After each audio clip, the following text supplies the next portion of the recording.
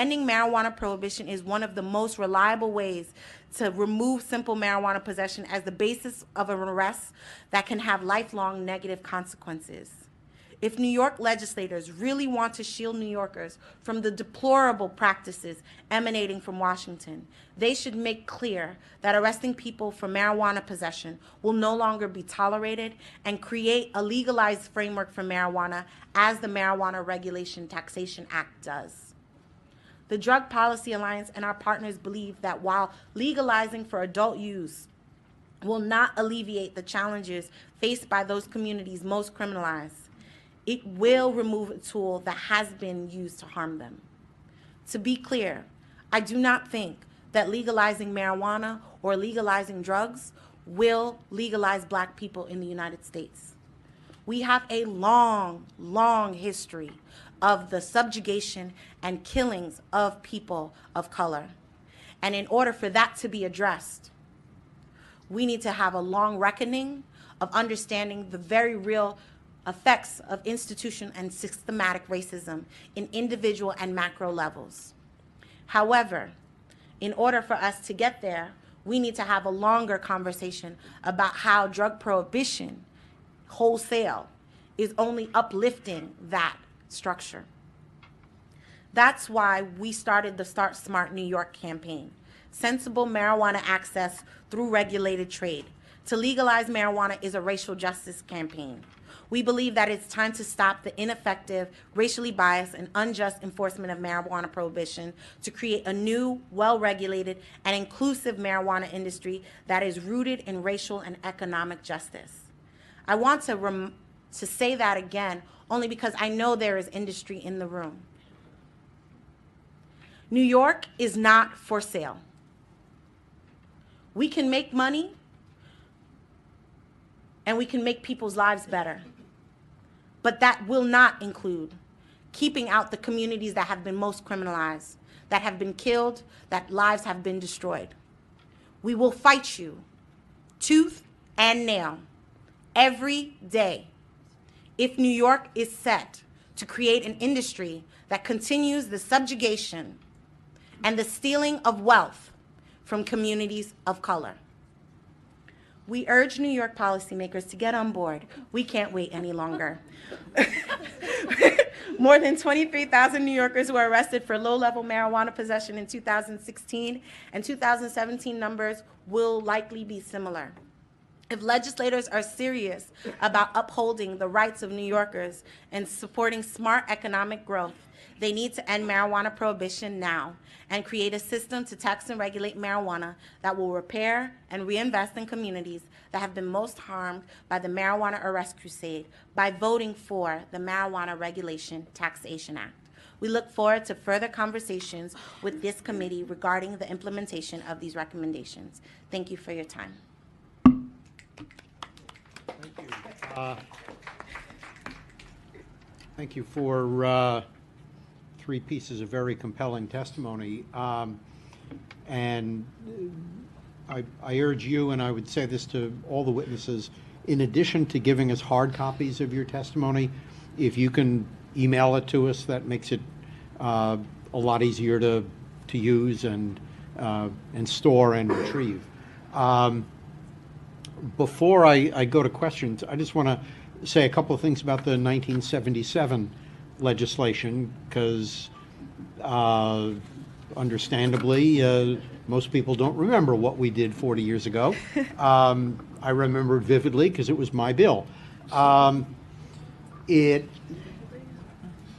basically, what it did is it lowered the penalty for possession of under about 7/8 of an ounce to a violation comparable to, which is the same legal category as littering.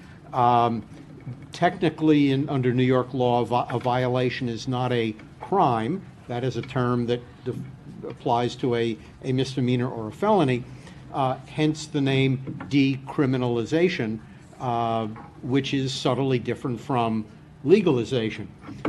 For the first 20 years of that law, 20 plus years, it was enormously successful. Basically, law enforcement, as we wanted them to do, turned their attention to other things. In the late 90s, police officers in New York started, for a couple of reasons that we don't need to speculate about, started the practice of, when they stopped primarily young men of color, ordering them to empty their pockets. When they emptied their pocket, if they had a joint, under the 1977 law, openly displaying marijuana in a public place was left as a misdemeanor. And so the kid takes the joint out of his pocket and gets arrested for public display of marijuana. Tens of thousands of people every year started getting arrested, and that while those arrests have declined, that abuse of the law continues. Two things were particularly shocking to me. Number one, that law enforcement practice in New York City, in clear violation of the policy of state law, and secondly, when the mayor ordered the police to stop doing that, they just kept doing it just the same. And to me, the notion that when the civilian command of uniformed services issue an order and the uniformed services just disregard that order, that to me is an especially scary phenomenon. We regard in this country civilian control of the people with uniforms and guns as being a pretty fundamental proposition. Questions? Yes, actually, I want to thank these three young ladies for their comments. And just to, Joe Linthal is listening.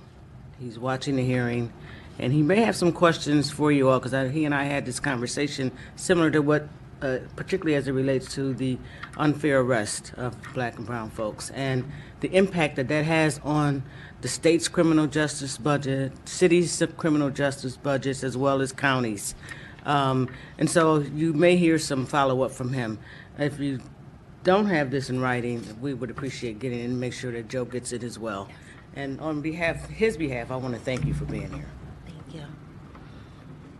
Okay, before I turn to Assemblymember Rosenthal, we are joined by Assemblymember Joanne Simon. Linda? Thank you. Thank you for your testimony. I have a couple of questions. For anyone, could you explore how the process of amnesty, reparations would work most optimally in this state for people who have been languishing in jails forever, people who are newly arrested, just the whole gamut of people whose lives have been destroyed in many cases, but really wreaked havoc with in others. What would be your path to justice for them? Yeah, I mean, I think there's a couple of things in the law itself that would just completely vacate, seal, get rid of past convictions that are no longer going to be crimes, right? So I think that's a great thing. And I think we're really learning from California. So they had a really robust sort of racial justice, reparative justice approach to the marijuana legalization bill that is passed there.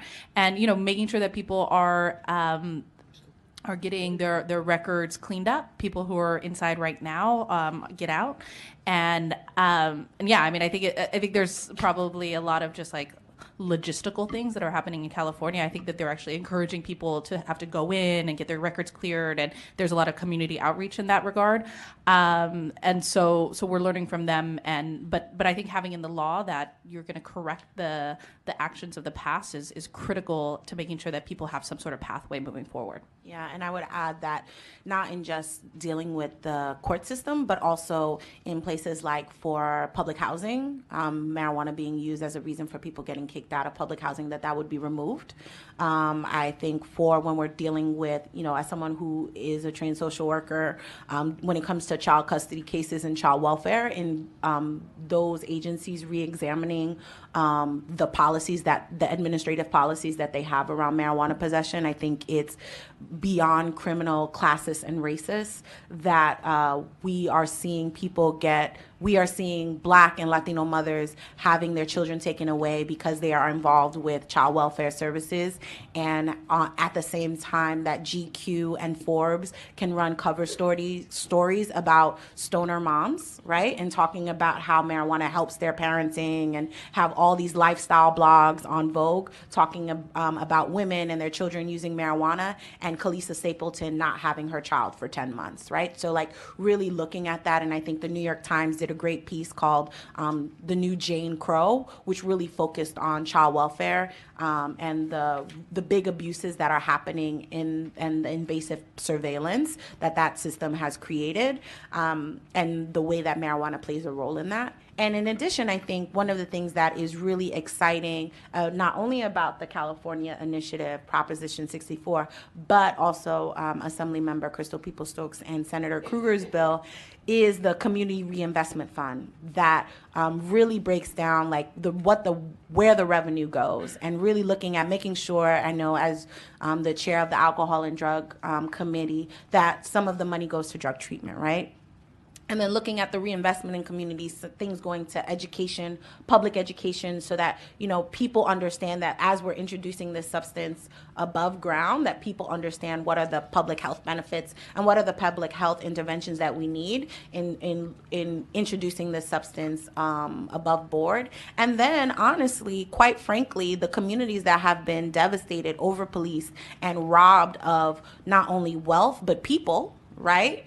That we invest in those communities and figure out ways that those communities can have schools be brought back, fix their public transportation, invest in the sanitation services in those neighborhoods. There are neighborhoods in New York State throughout, not just in New York City, but places like Buffalo, Rochester, Syracuse, Oswego, that are really struggling. And even in this moment around the opioid crisis, recognizing that there are places that don't have detox. Right? There are places that don't have access to medication-assisted treatment. There are people that don't have access to the infrastructure that is necessary to make healthy societies. We have a crazy affordability, a housing crisis in New York, right? Like, what are the things that these resources that we would get from this revenue can be reinvested in communities that have consistently been stolen from? So, oftentimes when we talk about the drug war right now, we talk about the overdose deaths, and rightfully so. But people aren't just dying from opioids. They're dying because of incarceration. They're dying because of over-policing. They're dying based on institutional racism. And so if we look, every year the health department comes out and says this many people died from opioids. How many people have died from over-policing?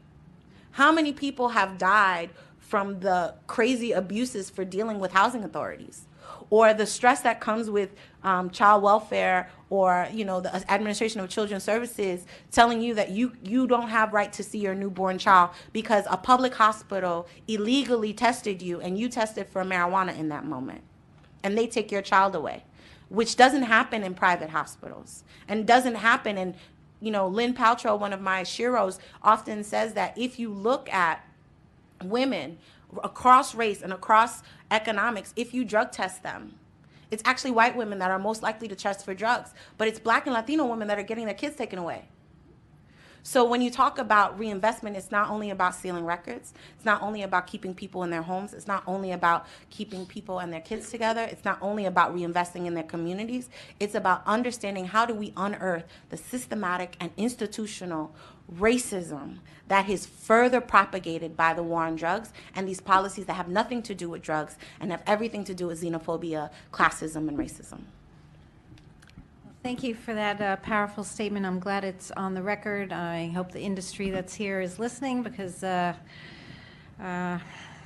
testifier here means business. We work together a lot on safer consumption sites, which is another issue that will help address some of the problems that you just mentioned. But in terms of marijuana, the fact that a drug that most students use in college in full sight of everyone, yet once they're out, and if they are people of color, it's an entirely different experience, and it's not something that we can tolerate anymore. And the fact that the statistic you mentioned about the people of color in Manhattan who are being arrested by it compared to other white people in other boroughs is astounding. And I'm glad you brought it to light, but it's something that we have to seriously take a look at and end. I mean, we all here agree with that, but we have to take some collective action because we know it destroys lives, and we know there's no reason on earth to proceed in this same vein. So thank you. The other thing I would add is not only does it destroy lives, but it costs government an awful lot of money that could be used in a different way. Yes. And so, the same people who claim that government costs too much and taxes are too high, they should be joining us in this effort to get this legislation passed, because you won't need as many services if you stop destroying people's lives. That's a and great stop point. taking their children. Yeah, if 2000 in the ACLU report on 2000 that was published in 2013 that looked at marijuana enforcement in New York State for 2010 showed that the government spent $675 million on marijuana enforcement in 1 year.